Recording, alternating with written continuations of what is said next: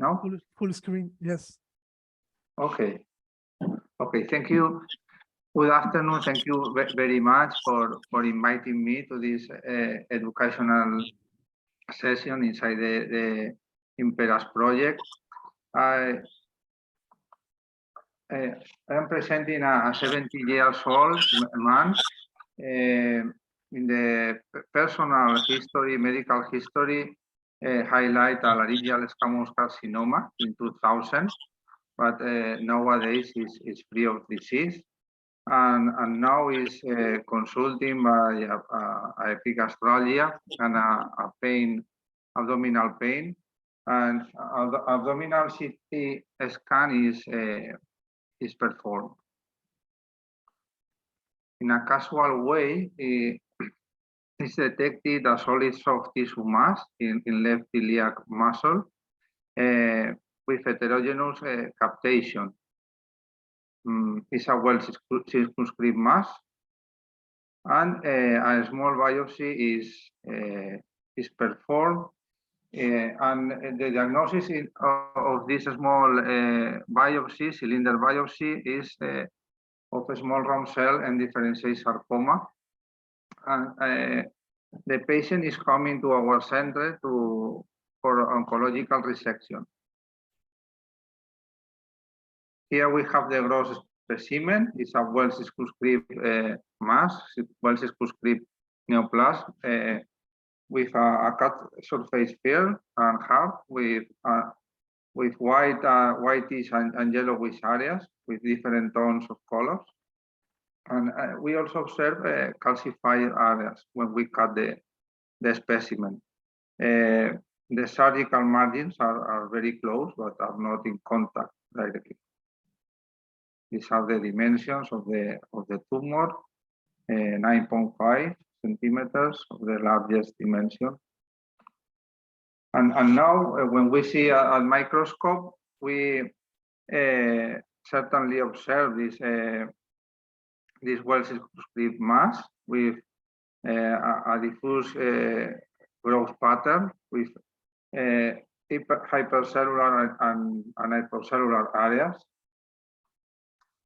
We observe in the left side an hypercellular area with hyalinized stroma, and other areas more cellular and less hyalinized. We also observe patchy necrotic areas in a geographic way. And in the hypercellular areas, we is observed the high density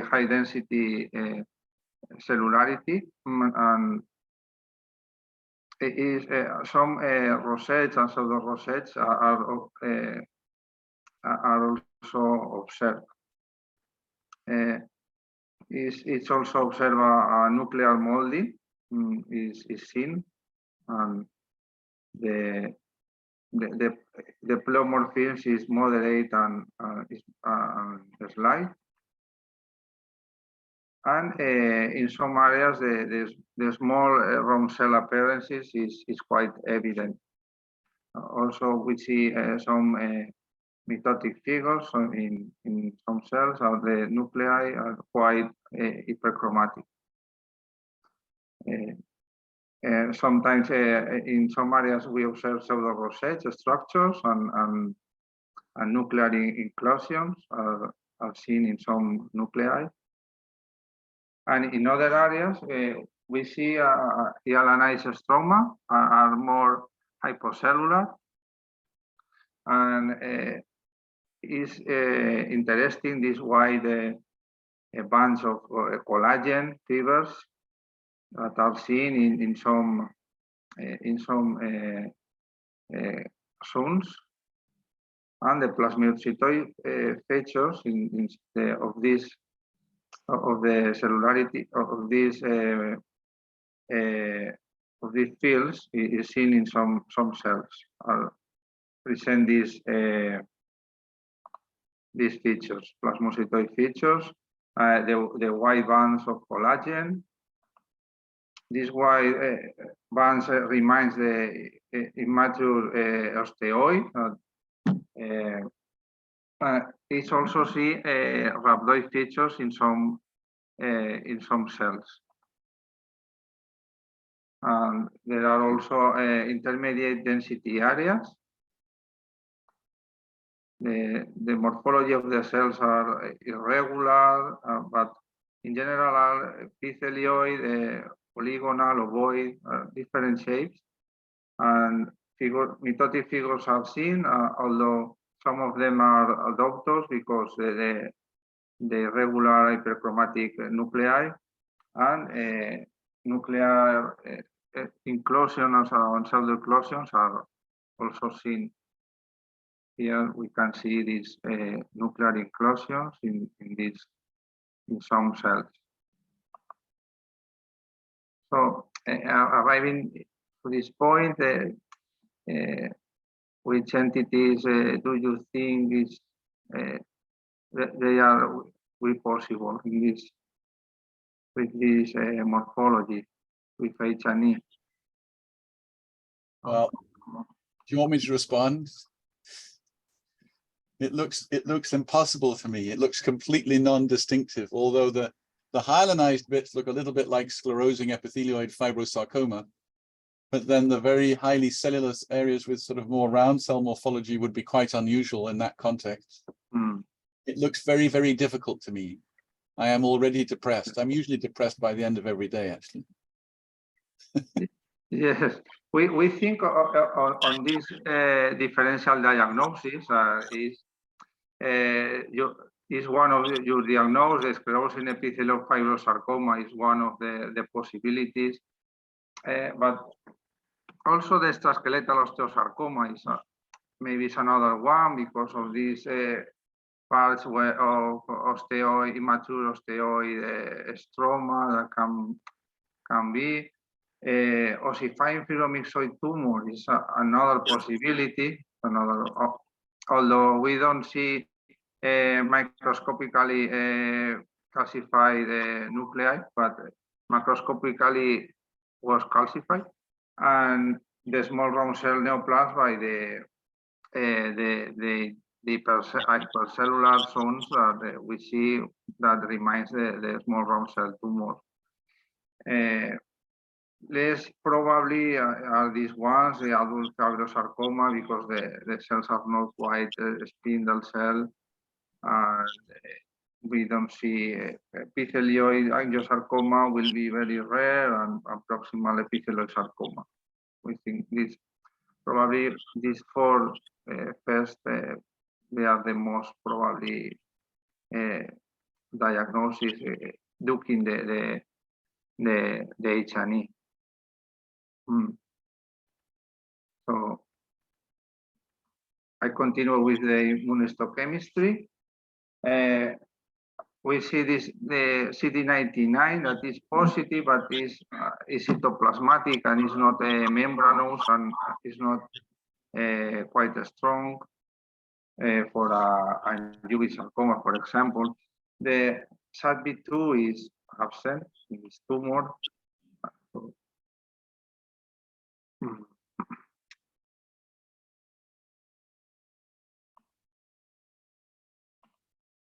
The cytokeratin are negative. EMA is positive, is not completely negative, is really positive, but is very slightly in the cytoplasm. NE1 is kept in this tumor, so the epithelioid sarcoma is little probably, and ERG is positive, but it's not so positive as endothelial blood vessels. CD34 is negative with internal control, and S100 is positive some dendritic cells in the tumor, but the tumor is not positive. It's very, very slight positivity, and the smooth muscle markers are negative. Actin, calponin, and caldesmon negative. And we also perform this immunohistochemistry, immunohistochemical marker, although the synovial sarcoma is not the typical morphology, but was negative. STAT6 was cytoplasmatic staining, so we consider was negative. And the Ki-67 is not so high as we think when we see the H&E. And when we check the hot spots, we see 4 or 5% in some of them, or 7 and 8 in the hot spots. This was the percentage of Ki-67. And we performed the EWS break apart proof, and we observed that this genes was translocated because the colors are separated. So the result of the EWS fish was translocated. So arriving to this point with the GWS translocated and these immunohistochemical markers. So this was the summary, no, of the immunohistochemical markers we have in this case. But maybe this is with this molecular biology and immunohistochemical markers. Maybe we miss a immunohistochemical marker, no, for this tumor. So there was a question there in the chat. It said from Ava Waddleman, who said, "Did you do Mach4?" Okay, so this is the key. Okay. This is the key, and this is the next immunohistochemical marker is Mach4. That is the key of this case to arrive to the diagnosis. And of course, when we see this with this panel of immunohistochemistry, with this immunohistochemical, with the morphology and immunohistochemical panel, and the molecular biology, the EWS rearrangement, we can see the final diagnosis of sclerosing epithelioid fibrosarcoma. It was our final diagnosis. No, it's an ugly looking one, for sure. I mean, the highly cellular bits are unusual. Yes, they are. This is what I say because the clues for diagnosis, according with the WHO, is the monomorphic appearance of cells in cords and nests. This sclerotic stroma is important. Also, see sometimes the areas of low-grade fibrinoid sarcoma. That is, some authors consider that is the same entity, or another one say that is different. Mach4 positive in 80 or 90% of cases, and the keratins are negative. EMA is important sometimes. In our case, was positive, but actin was negative. But it's only positive in 40% of cases. And it's important to see the EWS rearrangement by FISH or by NGS. That is present in more than 80% of cases.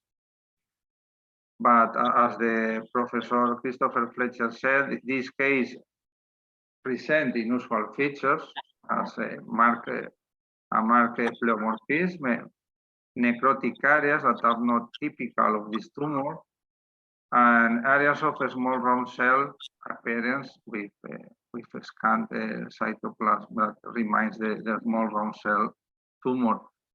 In this case, the presents a difficulty in the small biopsy, for example, that because a small biopsy of this area with EWS rearrangement and the CD99 positive, that if you don't think in a sclerosing epithelial fibrosarcoma, you can diagnose this tumor as a Ewing sarcoma, for example. I think so. This is our case and our tricky case, and we think it's important to check all the zones, all the areas of the tumor to see the probable diagnosis. Yeah, I mean, this is a very interesting case. I think people would struggle to get that diagnosis, but it certainly fits quite well. As you know, they're much more aggressive than low-grade fibromyxoid sarcomas, which they're closely related to. In the biased setting of consult material, you see like 25 or 30% of cases that show hybrid features of both tumor types, but that's biased by it being consultation material. I think EMA was kind of a good clue too, because that is quite often positive.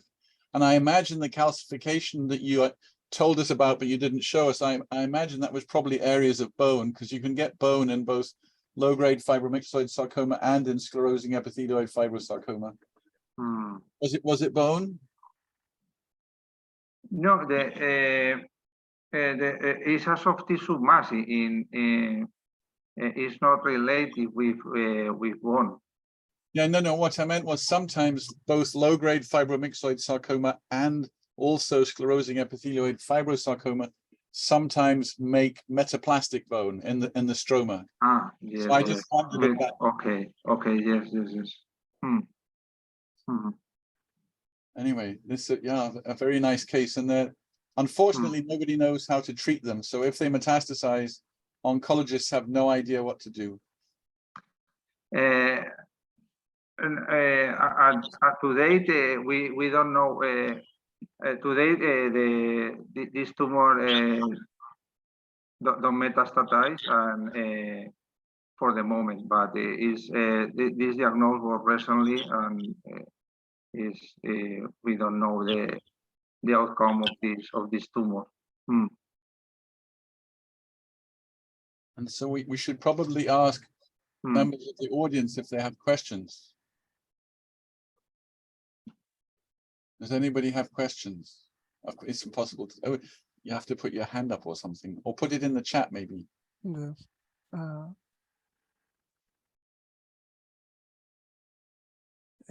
Dr. Fletcher and Dr. Paco, in case of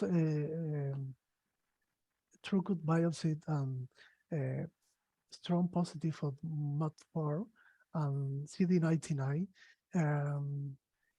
do you consider that it's mandatory to perform FISH or molecular additional testing in a case of suspicion of epithelioid fibrosarcoma? Well, so that's an interesting question. I think if you had a needle biopsy from these poorly differentiated round cell areas, I think you would feel compelled to do FISH just because it doesn't look like sclerosing epithelioid fibrosarcoma. But if you had a biopsy from very typical, appearing sclerosing epithelioid fibrosarcoma with the rounded cells with clear cytoplasm and the hyaline collagen bundles, then I think there would be no need for FISH. Although, that's an increasing problem we have now, is everybody is gradually coming to believe that you have to confirm diagnoses molecularly, because lots of clinicians don't believe the diagnoses without molecular proof. And that's partly because more and more clinicians don't really understand how we do our job. Yes, because there's less and less pathology in medical school. So we've become like the Wizard of Oz. You come out from behind the curtain and say a diagnosis, and they think, "Wow, how did you do that?" It's very depressing. But anyway, so it's quite noticeable. For example, in the Connective Tissue Oncology Society, which is dominated by medical oncologists, and also quite dominated by the very impressive group of sarcoma doctors in Milan. They almost insist on a molecular confirmation for every diagnosis, which I think is crazy, because after all, large numbers of hospitals or even whole countries don't have the technology to do it. I mean, it's fine if you can easily do it, but we all, I mean, even in rural America, they have no means of doing it, and it's sort of becoming a little bit unrealistic, I think. Yes. Oh, so there's a question there that's, how frequent is it to see small round cell areas in SEF without the fibrous bands? And I would say it's very, very uncommon. So Paco, very clever diagnosis. Yes, it's an unusual feature of this case, yes, of this area. This small round cell appearance.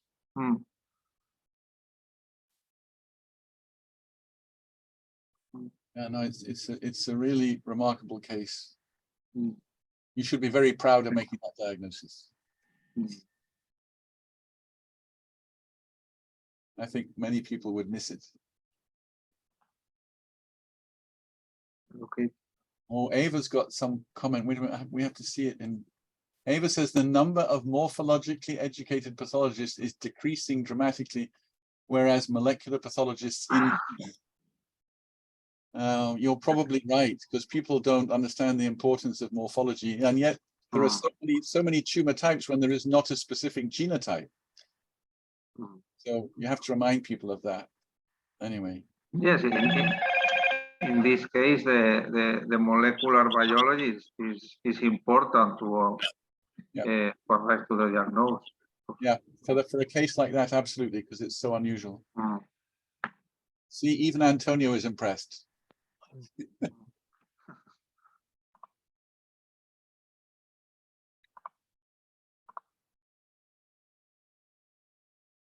And so we have to see if there's any more questions.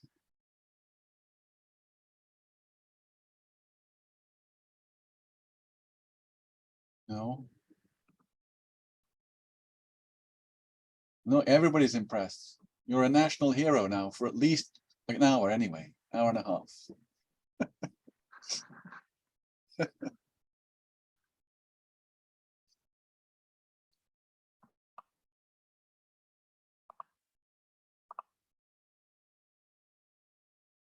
So do you think we should move to the next case? Okay. Thank you very much, Dr. Fletcher, for your comments. Well, thank you for an amazing case.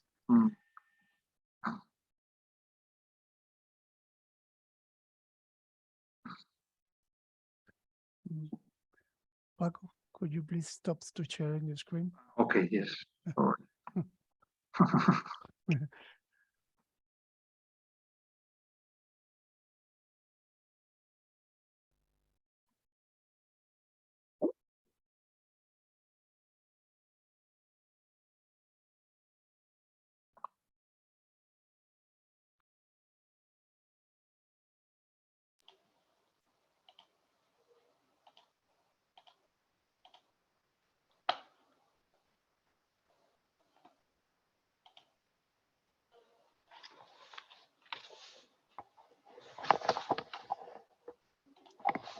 Okay, can you see my screen?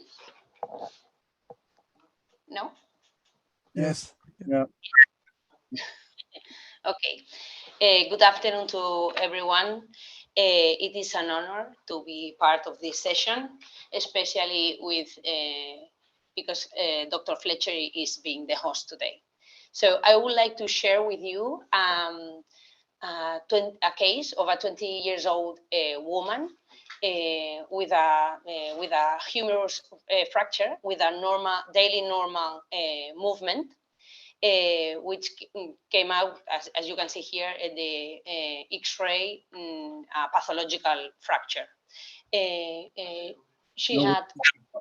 We can't yet. The screen has changed. There, yeah, we can see it now. Now? Yes. I think you have to use the presentation mode, because now we just see, the whole PowerPoint issue. Okay, I don't know what's happening. Okay, I'm sharing complete screen. 1 minute. I look for a millennial. La copita en par para que salga entera. Is from here? Ah, Yes. And now? Here? Yes, it is what I was doing before, pero it's not working, no? No, it's not working. I don't know what I'm doing wrong. Sorry. could you stop the screen and screen once more? In part, sometimes it depends on the way you are sharing the screen. If you share the whole screen or the program, probably you can change it. Let And to me share the whole screen. let me stop sharing and then I try again. Yes. Es que yo le doy aquí. Chimpum. Y ahora tampoco. No. ¿Quieres probarlo? Bueno. Do you have more than one screen? If you have more than one screen, sometimes this is the problem. No, I have just one screen and I basically in mine, but I don't know how to share this better because it's supposed.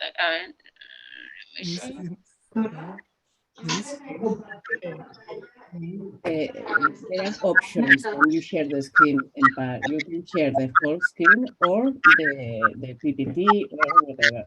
If you show, if you use the whole screen thing, te lo digo en castellano. So I'm sharing from window when it says, what do you want to share? And says complete screen. Complete screen, yeah. Pero añade luego F5, en par, dale a F5 luego. ¿Es F5? Cuando ya lo tengas compartido.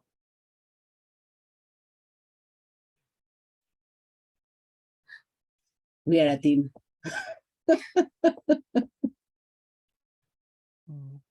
¿Ahora? No. ¿Ahora me podéis oír? Sí, sí. Ah, vale. ¿Ahora? Ahora has compartido. Prueba ahora a darle F5, a ver si te abre pantalla completa.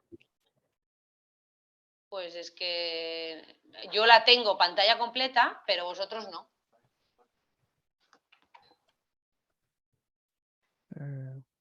Compártela tú. Vamos a otro lado. Sí. Okay. I tried from another computer. Don't worry. I stopped sharing y ya está. Se ha acabado.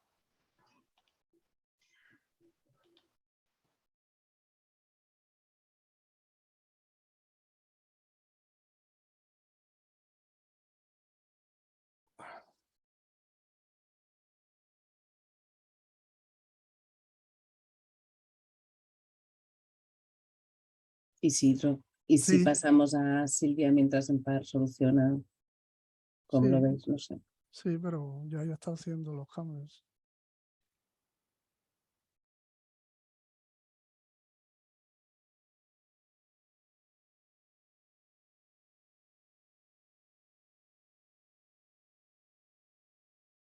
Sorry to all the attendees on this. Dr. Fletcher and I and Professor Barr for this inconvenience, but this is the way that online works.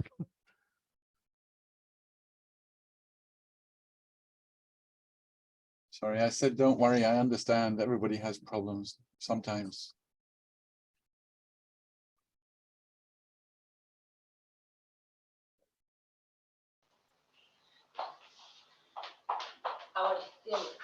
What about now? Can you hear me and see my screen?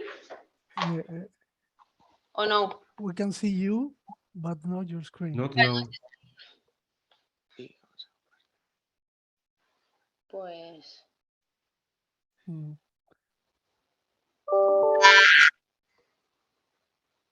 Empar? Pero it's not a problem if I share the screen as it was before, no? No. Empar, do you want me continue to Silvia Bague and you can resolve the problem? Yeah, sure. It's a problem.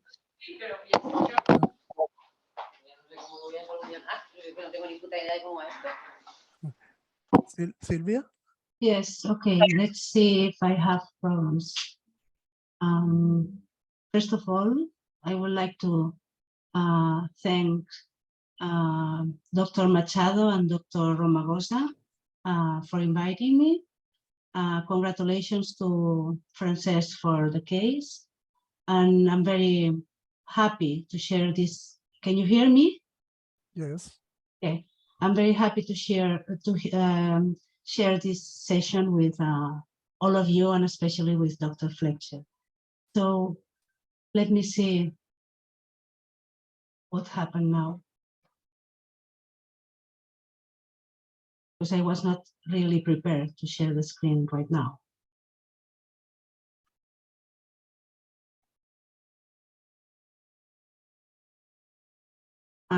Okay. Okay. So I would like to, today, I would like to present a case that caused me some difficulties when I had this case, and let's go on. The case corresponds to a 45-year-old male that presented with a slow enlarging palpable mass in his left upper arm that was present for more or less 5 months. The mass was not painful and no paresthesia, and the skin overlying the lesion was normal. Now I will use, can you see the arrow? Okay. Yes. So, Yes. okay. According to the clinical practice guidelines, a core needle biopsy was performed. This is a core needle biopsy, and you can see here a quite cellular lesion.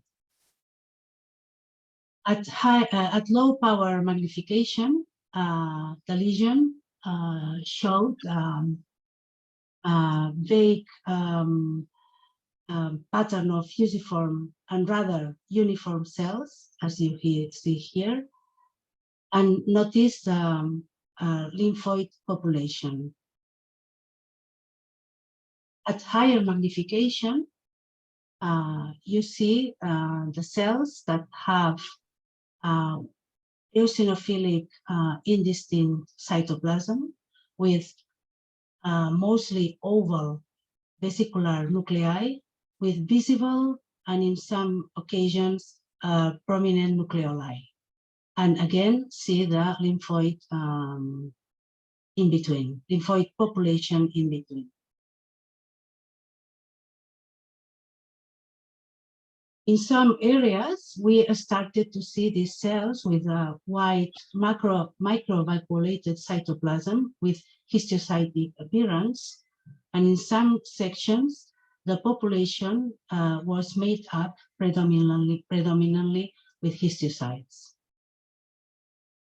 There were also calcifications, some of them with a pseudomatous appearance. And we could identify some markedly enlarged cells with brightly eosinophilic cytoplasm with this rhabdoid appearance, although we couldn't find cross striations in none of these cells. So at this point, I was really concerned about whether this lesion was really benign or malignant, because we couldn't find any mitotic figures or necrosis in this core biopsy. And my question for Dr. Fletcher at this point is this one. It's a general question. To what extent is P67 useful in the diagnostic management of bone and soft tissue lesions? Do you have any clues or any recommendations?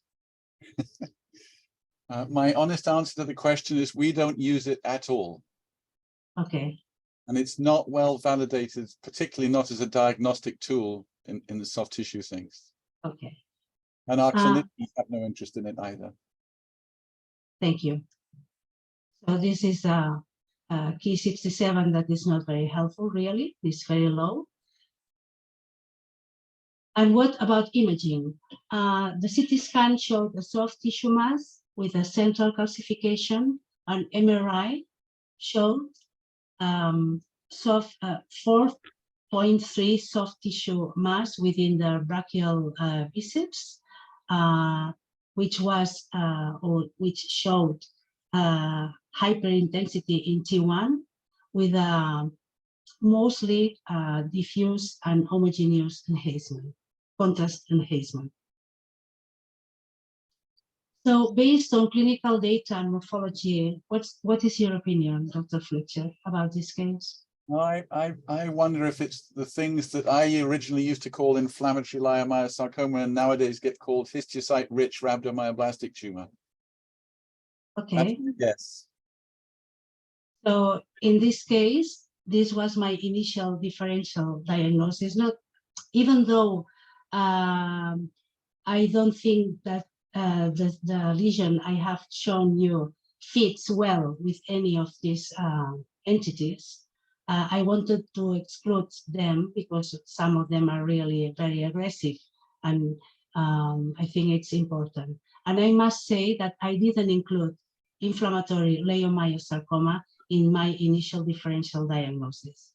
So in the next slides, in the next 3 slides, I will show you the immunohistochemical stains, that is diffuse positivity for desmin, patchy positivity for SMA.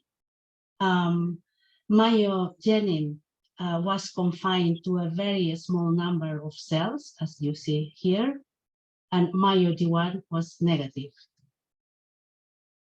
CD163 highlights the histiocytic component between the desmin positive cells. In this case, 3-methylated histone H3K27 was retained. There is a nice positivity for CD99 in a membranous pattern, and CD45 highlights the lymphoid population. These are the 4 results of the immunohistochemistry. As I mentioned, desmin, focally myogenic, CD163 are the most relevant stainings in this case, and H-caldesmon was negative as well, all these markers. We requested some fish probes to exclude some entities, and fish analysis for FOXO1, EWS-R1, SS18, and MDM2 were negative. And I have to say that molecular tests for MyoD1 mutation are not available in our lab.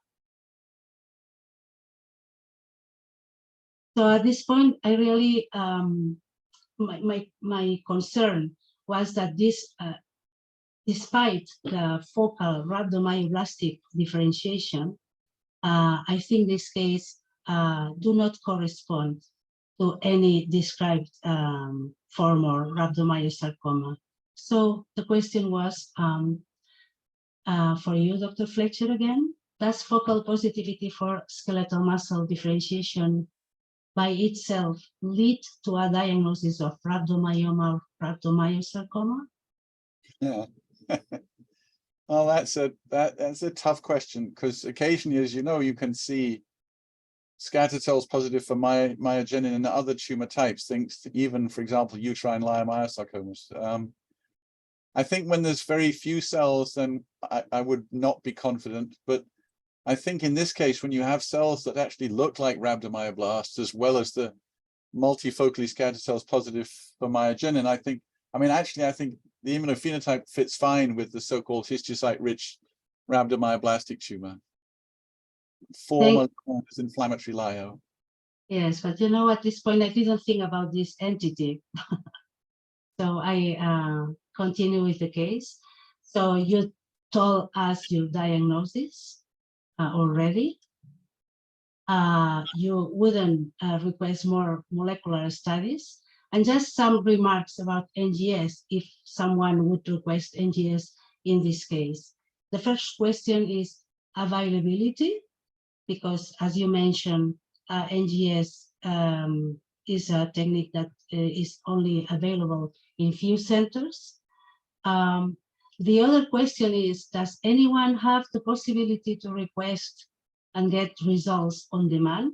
Because even though in our center we have access to NGS, on many occasions the results take more than 4 weeks, and we are not even sure that they will provide us any relevant information, except in a small round cell tumor. So what to do meanwhile? And remember that I didn't get the diagnosis on this case. My diagnosis was this one, spindle cell neoplasm of uncertain malignant potential with myogenic, including rhabdomyoblastic differentiation and microcalcifications. And just to point out that sometimes tumors on a corneal biopsy cannot be neatly categorized as simply benign or malignant. I don't know if you agree with this. And then I decided to take the case to the MDT. Do you have any comments? So I agree with you. There's plenty of tumors you can't say for sure whether they're benign or malignant. And I have two phrases I use. If I think it's benign, but I'm not certain, then I say there are no overt features of malignancy. And if I really have no idea, I just say biologic potential is uncertain. And clinicians have to learn that, and they have to learn to follow patients carefully. And it's what we do is not black and white. And the other comment I would make about NGS is if you don't have a clear differential diagnosis, or you have no diagnosis at all, NGS is virtually never ever helpful. You know, I mean, unless you're having difficulty looking down the microscope because you're going blind or something, so it might help you to recognize synovial sarcoma, but I'm being rude. Yes, it's the only situation we've been caught out is twice we've detected de-differentiated solitary fibrous tumors by chance through sequencing, because I mean the sequencing wasn't done in our department, it was done elsewhere. Because D-diff SFT, if you don't have any areas of typical SFT, is very, very difficult to recognize and doesn't usually express STAT6. So another consideration is that in addition to providing diagnostics, I think the role of pathologists in MDT is to propose difficult diagnostic cases to discuss and explain to the clinicians the diagnostic difficulties and limitations that we have sometimes. The purpose is to choose the most appropriate clinical decision at any time. And in this case, I wanted to figure out if surgery was feasible, to evaluate the entire lesion in order to establish a definite diagnosis and exclude a high-grade tumor, because in my institution, the oncologists are pro-neoadjuvant chemotherapy, and I really was not certain that this tumor was a high-grade tumor. In this case, distal metastases were ruled out, and the MDT decision was surgery. Grossly, the specimen showed was a well-circumscribed tumor, yellow with hemorrhagic areas, and histologically, the tumor was surrounded by a fibrous capsule, but in some areas there was a focal infiltrative growth into skeletal muscle. The cells look identically than those that we saw in the corneal biopsy, with this vesicular nuclei, prominent nucleoli, also the microcalcifications. But in some sections, there were abundant areas of clustered foamy cells that not seen in the previous corneal biopsy. You see here these rhabdoid cells again, as well as two-tone type giant cells. And in some sections, there were these atypical rhabdoid cells, and again, no cross striations were identified. So I know already which is your diagnosis. Yeah. And the point to discuss is, I can see, okay, here. What should we call them? Because these different names correspond to entities that have overlapping features at morphological, immunohistochemical, and genetic levels. So are they related entities? And what should we call this entity? Yeah.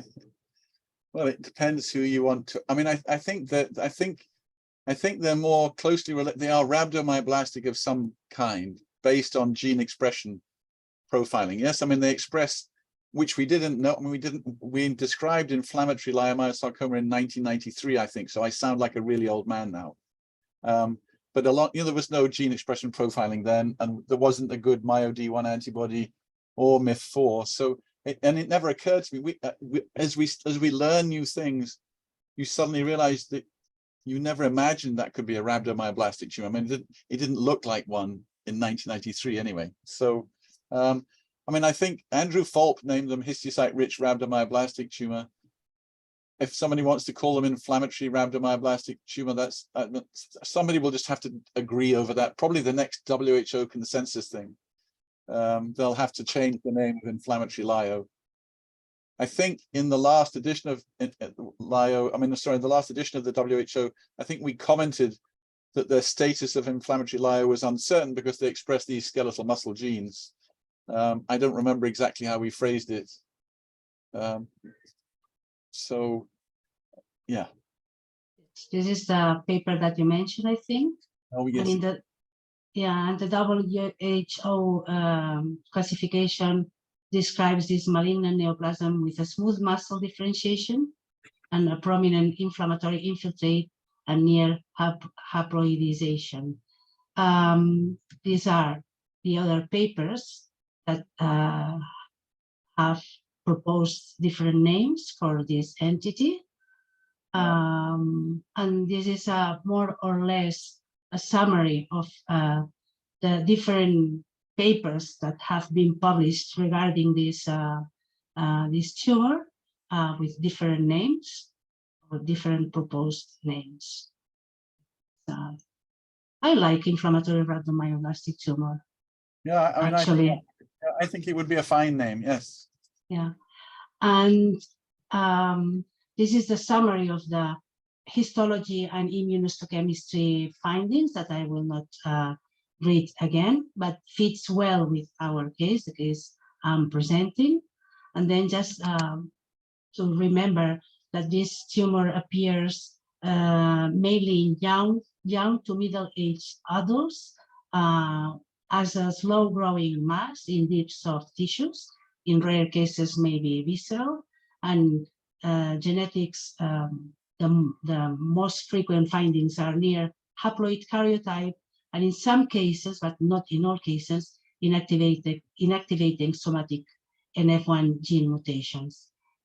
And now it seems that this entity should be considered as an intermediate, rarely metastasizing malignancy, of intermediate, rarely metastasizing malignancy. Agree with all of that. Okay. NGS, we requested NGS, but in the surgical specimen, and there were no gene fusions. The patient received adjuvant radiotherapy, and he is alive and with no evidence of disease after 17 months after surgery. And just let me tell you some final thoughts that I had when I saw this case, because I didn't recognize this case in the core needle biopsy. I think it's important to identify this rare tumor in view of its relatively favorable, at least not so bad prognosis as conventional rhabdomyosarcoma. Morphology is still the initial key that guides towards the final diagnosis, with or without ancillary tests, and depending on the case. No matter the experience you have in sarcoma diagnosis, there is always a first time. Having some experience in sarcomas does not mean being an expert in all sarcomas, and there is a need to be up to date. And finally, sarcomas are a diagnostic challenge. That's why they are so difficult, but so fascinating at the same time. Thank you very much. What a wise woman. No, it's very cool. I could tell you one thing that will confuse you. There is a group of tumors in the lung, which are even more uncommon, that look like what we used to call inflammatory leiomyosarcoma, but which don't express any markers of skeletal muscle differentiation, and they don't show any gene expression to support skeletal muscle differentiation. And so they still have the name in the lung of inflammatory leiomyosarcoma, which is, I mean, is weird. As you say this, you see something new all the time. I certainly see loads of things. I have no idea what they are. And then you just hope you see more of them. And then ultimately you may find an entity. I have 2 entities that are presently unborn that I have like about 80 cases of each, and we have no idea what they are. And when, so you can't publish them until you try and work out what they are. Yes, it's crazy. I've been collecting them since the early 1990s. I think it's time to give them to someone younger and cleverer. I'm not sure about that. That's okay. And what are those people doing in Barcelona in the lower right-hand corner of the, are those people? Or is that some, I can't tell if they're people. Silvia, you have to translate what is. Sorry, say that again. What is the thing in the lower right-hand corner of, are those all people? Is that Barcelonans having fun? Yeah, this is the Castellers, Silvia. Oh, Es Castellers, esta pregunta. oh, sorry, the human towers. Oh, Oh. yes, this is typical from a region in Catalonia. It's especially in Tarragona, in the south of Catalonia. But this wants to represent that we have to work together as a team to get the diagnosis. It's just Excellent. That's very nice.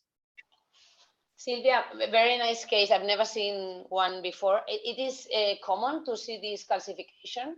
Are they related to high rates of calcium in blood, or not really? I don't think it's related.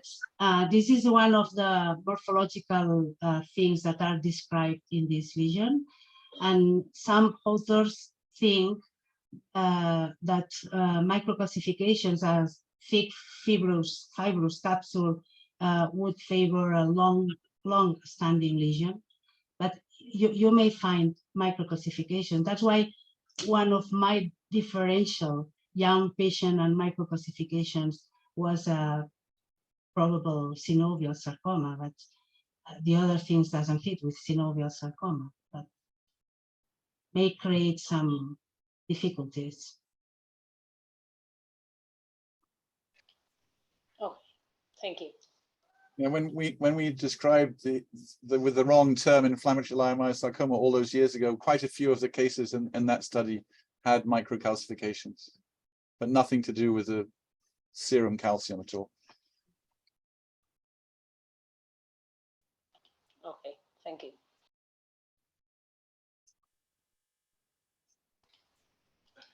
Anybody? Doctor, yeah, we have to excuse Isidro, which is having problems to connect.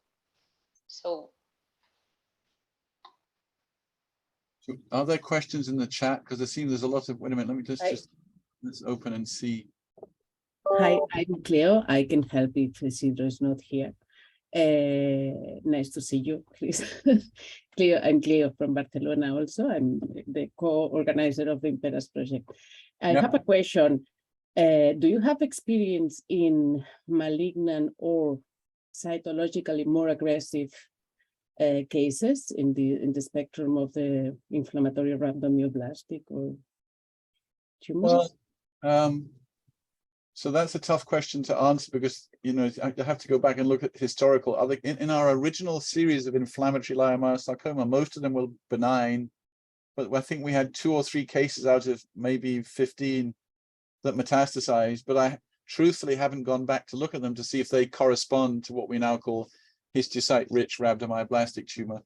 I haven't in the recent past, since Andrew Falk suggested this alternative terminology, which was actually after the content of the WHO classification had been finished. It was just at the printers at that time.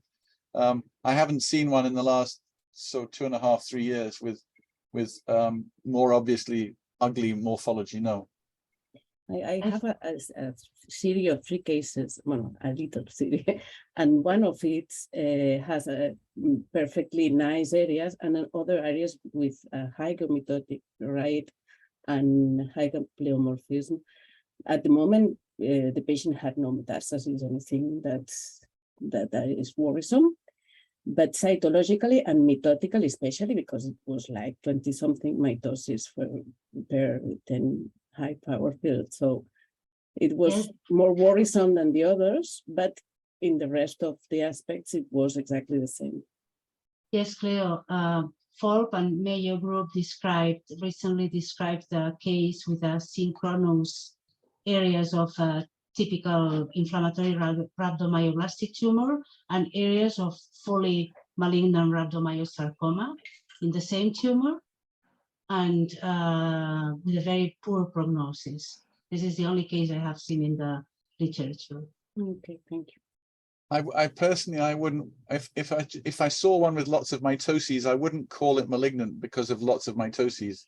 I would just say the significance of an increased mitotic rate is uncertain, because occasionally you see high mitotic rates in all sorts of benign lesions. I mean, if, for example, things in the skin like aneurysmal fibrocystiocytoma, the thing that looks like cellular FH with loads of hemorrhage, they commonly showed more than 20 mitoses per 10 high power fields, and it doesn't mean they're malignant. And that's one of the reasons why doing Ki-67 to decide if something's benign or malignant is incredibly dangerous. It doesn't overrule sensible morphology. Okay, thank you very much.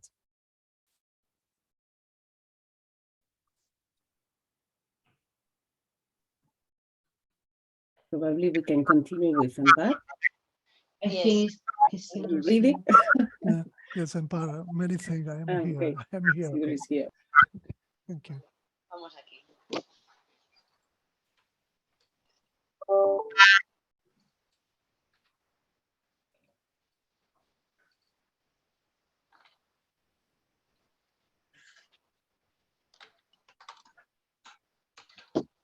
Yeah. I think now it's working. Oh, yes. Yes, okay, sorry. As we were before, it was a 28-year-old woman with with sudden pain due to a humerus fracture with no medical history of interest.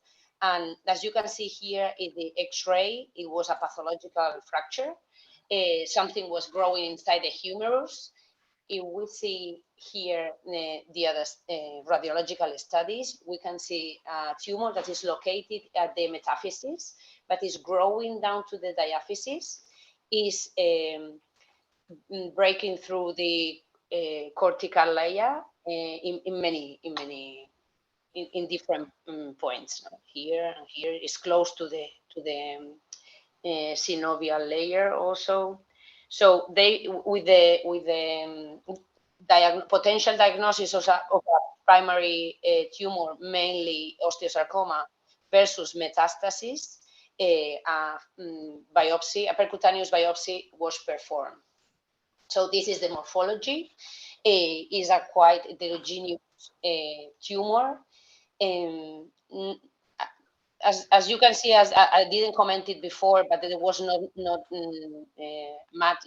matrix at the studies, so we cannot see also here no much matrix. So this are not mixture of large and small cells with eosinophilic and clear cytoplasm. Quite some of them they are anaplastic, and others are more look-alike. And there was also geographical necrosis, which together with the heterogeneity, pleomorphism, and the high mitotic rate, which are not from this view, they are not remarkable, but we will see in a minute. We face against something malignant. No? So we, as you can see here in a closer view, is those are the cells that they are epithelioid, polygonal. Some of them are, as you can see here, rhabdoid, as the one that showed Silvia before. So some were smaller with more histiocytic appearance. What else? We see here clear cytoplasm, kind of nested, but not really. So I don't know, these large cells that will remind us to a lipoblast, or here probably a floret-like. That it's probably you see these pictures, and we're not really sure if we're facing a soft tissue tumor, or at least for me, or a bone tumor. No? Without this matrix. Also, some of them, they have also vacuoles in the cytoplasm where you can find erythrocytes. So I wasn't sure what we were facing. So we thought was primary, not a metastatic neoplasia. But we wasn't quite sure, no? There was lipomatous, histiocytic, epithelioid, vascular, which wasn't not very sure that this that was okay. So we had this initial differential diagnosis, which is quite wide. So pleomorphic, kind of liposarcoma, either pleomorphic or dedifferentiated, although we don't see this transition. A pleomorphic rhabdomyosarcoma, a kind of a tumor, extrarenal rhabdoid tumor, clear cell sarcoma, or clear cell osteosarcoma, although it's not the site, or kind of histiocytic, malignant histiocytic tumor. I don't know what is your opinion. If you would include, Dr. Fletcher, any other in the differential, or you will exclude some of these because it says that's not possible. Or what do you think? I cannot hear you. Sorry. Morphologically, it's very unusual for a primary bone tumor. I would have considered three many possibilities. I would have started out wondering if it was a metastasis from somewhere else. And I think you'd have to rule out a metastatic carcinoma, even though it doesn't look totally convincing. I would wonder about a histiocytic sarcoma, as you did. And I would wonder if it was the epithelioid variant of pleomorphic liposarcoma, which has never been described in bone as far as I'm aware, but which can look very like a sort of cross between, renal cell and adrenocortical carcinoma when it presents in soft tissue. Those are the three things I would have considered initially, at least, in terms of trying to work the case up. Okay, yeah, cytokeratin and histiocytic markers were negative. So starting with this muscle differentiation, we have because we perform a great panel. So we had patchy, but truly positivity for smooth muscle actin. Desmin was negative, although there were some isolated cells, but very few. Other markers like calponin and rhabdoid markers were negative, myogenin and myod1, in comparison with the case before, because a little bit resembles some of them. And then Caldesmon was patchy but also positive. So at this point, we think those are the positivities that that tumors, that they are not truly muscular, but they can have this differentiation, will have, no? So we'll exclude the pleomorphic rhabdomyosarcoma, obviously. I didn't show the cytokeratin, but and also the histiocytic markers, but we also exclude at this point.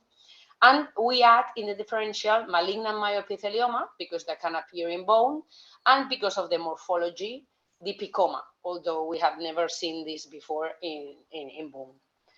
So because of this thought, we continue with the excluding other differentials. With the S100 was negative, SOX10 was also negative. We just face any neural differentiation or or melanoma was in differential, because when always we include the melanoma when it looks like epithelial, mesenchymal, rather hematopoietic, just in case. And in this case, MDM2 was highly expressed. More than 70% of the cells had overexpression, nuclear overexpression. So we performed also FISH to see if there was an amplification of the gene. So other markers that were included because of the new diagnosis that we include, like melan A, were patchy positive, but intense, and HMV45 was also, but only in isolated cells. So with all these markers, excluding the possibility of a metastasis, and anyone conserved, other markers, histiocytic lineage like CD163 and 68, and other vascular markers also negative. So we were for the diagnosis of a malignant PEComa. So we diagnosed it as a malignant primary tumor consistent with malignant PEComa. So we performed 3 FISHes, one MDM2 because of the overexpression of the MDM2 to rule out epithelioid liposarc or epithelioid or a sort of liposarcoma in bone. Also EWS because of the myoepithelioma and for the clear cell sarcoma. And we were reading that 15 of the cases had the overexpression of TFE3 in PEComas, and we don't have this immunohistochemistry, but we have the FISH proof. So just in case it was positive. I know that we don't have to taste just in case, but because we were thinking in PEComa, no? So at this point, is also a good question to know what do we do else? Can we do anything else to confirm the diagnosis or to exclude, to rule out other differential diagnoses? And I think is what you said before. Sometimes I've received cases and says, this is an undifferentiated sarcoma. Could you perform NGS? And really you say, what kind of NGS? Huh? Because NGS for fusions, if you're not thinking in any differential, it makes no sense. And if you're trying to, I don't know, treat with something different as chemotherapy, you probably test the NGS for actionable panel. But so at this point, we didn't perform anything else. I don't know if you agree or if you have considered anything else, and if you agree with the diagnosis. Well, so that, I mean, you could have checked for a TSC2 mutation, which would help confirm a diagnosis of PEComa. Because if you make a specific diagnosis of PEComa, there are specific drugs that the oncologists use, mainly these mTOR inhibitors. PEComas arising in bone, most of them are morphologically benign. That particular case that you just showed is unusually ugly looking. But your stains seem, I mean, I have to say SMA on its own, I don't attach much importance to because it stains very many things, but the melan A that you showed looked convincing and the caldesmon looked convincing. So it might be worth looking for a TSC2 mutation. Yes, thank you. Yeah, I agree with you. And then at this point, I didn't know about the mTOR inhibitors. But we have to do it next. And now came the tough part for the radiologist, because we bring the case to the tumor board saying this diagnosis. And when you say this diagnosis, which is malignant, you don't have much options of neoadjuvant therapy. So goes directly to surgery. In this case, that is, if you remember, was extra bone infiltrating the synovial layer and also close to the vessels. So the only option to surgery was an arm disarticulation, no? So it was a tough decision. She was a 28 years old woman. So that's what they did. So we received the piece and then we cut it. It's very important to remind, especially for the trainees, to treat well all these pieces that has to be decalcified, and we need to do extra proofs. we can confirm, if we do it appropriately, we can confirm what the radiologists see. We can confirm this extra bone, well, the extension, obviously, because sometimes it's a problem where they have to cut. Not here, obviously, because at this articulation, and here the infiltration of the synovia to the synovial layer, and then this extension over the bone, and then this fracture that was the clue point to be attended. No, this is after fixation. The color changes. We have a fleshy here nature, and also these hemorrhages and necrotic areas. So we have to sample these. We have to remember that those sarcomas can metastasize in lymph node. That is not very often in sarcomas, but this subtype goes to lymph node. She had different lymph nodes in axilla, and they were negative. Although at the microscope, we could see this embolism of the lymph nodes. We also see the extension outside the bone. There was no matrix formation, and the morphology was more or less the same with this seen before. Here you have extension to the synovium here at the top. So it was a clear cell and granular eosinophilic cytoplasm tumor. Here we have this more nested appearance. I couldn't see this relation with the vessels, or this kind of growing that comes from the, or looks like coming out from the vessel. I was not able to see this here. Also these huge anaplastic cells that looks like chemotherapy changes, more or less, no? Really huge anaplasia, and also a lot of mitotic figures. Here you can see also a more eosinophilic area, so with also necrosis. We perform a short panel of immunohistochemistry to confirm our diagnosis. Usually HMB45 is more expressed than melanate, but here are both more than the before, but patchy. Smooth muscle actin was intense, patchy but intense, quite diffuse, and Caldesmon also expressed. Calponin was negative, apart from an area that was more fusiform, which is only patchy, and other markers that we performed before were also negative. No? So we confirm what our diagnosis. And only to remember this, we have to, normally we're going to find these tumors, sarcomas, or perivascular epithelial cells, tumors in soft tissue. They are very rare in bone, and they are very rare malignant. We call malignant when we see pleomorphism, mitotic activity, necrosis, infiltrative margins, and we have to be aware of the behavior when they are larger than 5 centimeters. I don't know if we, in this case, I think we were lucky to diagnose a malignant because it was obviously malignant, but I don't know if there are a grade or a grade of pleomorphism, a rate of mitotic activity that we can be sure that is malignant, or is usually, I don't know, I'm asking you and also the audience, it is either benign or really, really malignant, or we have intermediate cases where we have to count, just in case I have another case that is not so clear as that one. When do I call it malignant?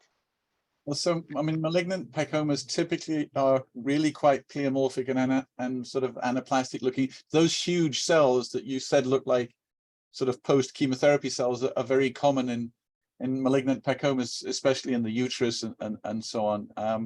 The presence of almost any mitotic activity is generally regarded as evidence of malignancy. I think Andrew Falt published a series maybe 15 years ago, and he stated at that time that more than one mitosis per 50 high-power fields was malignant. And if you essentially, if you find mitoses easily, it's malignant. because very few people have the patience to actually count 50 high power fields. Okay, thank you. And yeah, our oncology says there's no improvement, no treatment, no treatment or a specific treatment approved. But as you said before, they can benefit from mTOR inhibitors. So we're waiting for the mutation of TSC in order to have complete the case. But we don't really, I mean, what I read is we don't need this mutation in order to prescribe these the inhibitors. Is that right? Or the immunohistochemistry to see that it's phosphorylized in order to get any benefit of this treatment? Oh, no, you don't need to prove the mutation. I mean, it's just because it's such a rare case, that would have been a way to prove the diagnosis, which was the first question you asked. But you don't need to demonstrate the TSC2 or TSC1 mutations in order to give the drugs. And the malignant pecomas that we see here in our sarcoma clinic, all of them start initially receiving different mTOR inhibitors, and nobody bothers to check for TSC2 mutations unless they happen to show up, by chance on a sort of oncopanel type, DNA sequencing. Yes. Yeah, thank you. And just in order to know all of us, in Spain, it is already approved to use this NAP sirolimus in those cases where after surgery, when they have relapse or bad progression or whatever, and it's already 1 year approved. So now it's gonna our patient is gonna take this NAP sirolimus because of this malignant and lymph node embolism. And I would like to thank you all, of course, and all my sarcoma group team and colleagues from Hospital de la Ribera in South Valencia, that the primary biopsy was performed there, and they sent the case here in consultation with already the diagnosis of malignant pecoma of bone. Thank you. Wow, another crazy case. You've terrified the pathologists of Spain, because those are 3 really difficult, rare cases.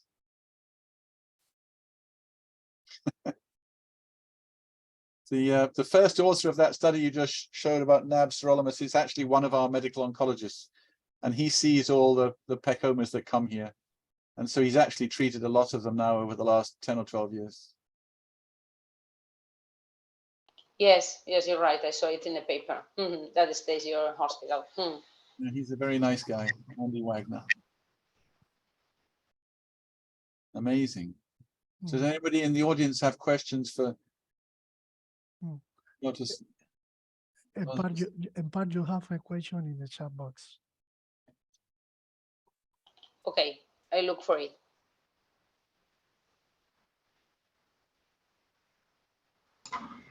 I might have missed it, but did you check EWS01 or by Fish or so? EWS? Yes. Yeah. Okay.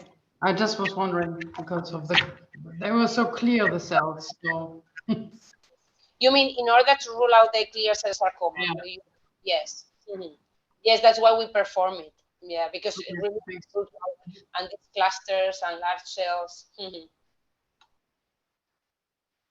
I don't find the question. It was something like no S100, no? Or yes. I don't see, yes. Well,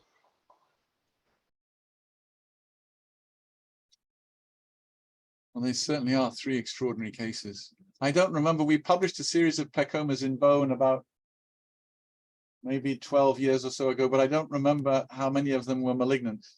I suppose I could actually find that quite quickly whilst we're sitting here talking. Shall I do that? I can do it quite quickly. Yes. That would be great if you share with us. It just shows you my memory is deteriorating. Here we are, pecoma presenting in bone. It was in 2010, 6 cases. I'm looking at the abstract now. there were worrisome features, that large infiltrative growth pattern, pleomorphism and mitoses in 4 of the cases, of which 2 were primary bone tumors and 2 of them turned out to be metastases from elsewhere. But I mean, I don't think there's been a big series of pecoma in bone. Those 6 cases, I think, is the largest collection of them, but I'm not absolutely certain. Yeah, what I've seen in the literature, they are isolated cases and a review, not much serious. So it's an exceptional case. And I'll be honest, I would not have thought of it on the biopsy just because primary malignant femoral bone is so rare. No, neither do I. And I supposed to see these bone tumors, and I say, what's that? That's just a lipoblast, or what's this, a rhabdoid tumor, clear cell sarcoma but in bone?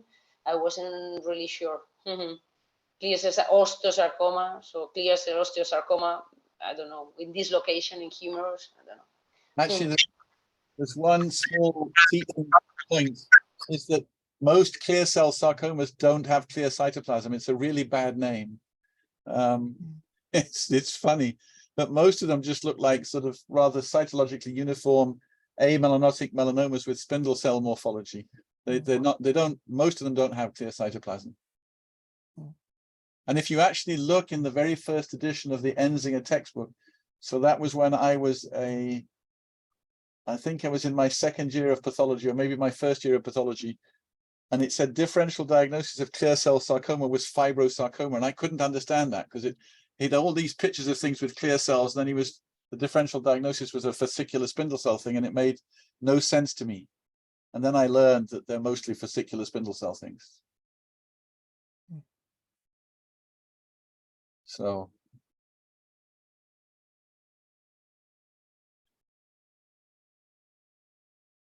does anybody have any other comments or questions?